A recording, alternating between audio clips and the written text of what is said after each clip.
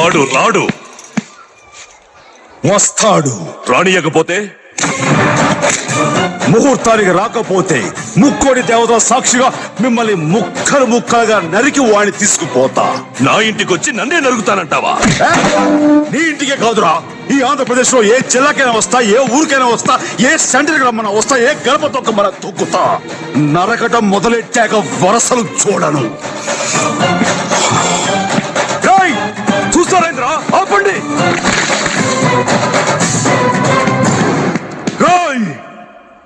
ఆయుధం లేకుండా వచ్చినావు, మా గడప దాటి ఎట్టా పోతావు? ఆయుధాలు మీకు కావాలరా, నాకు చాలు.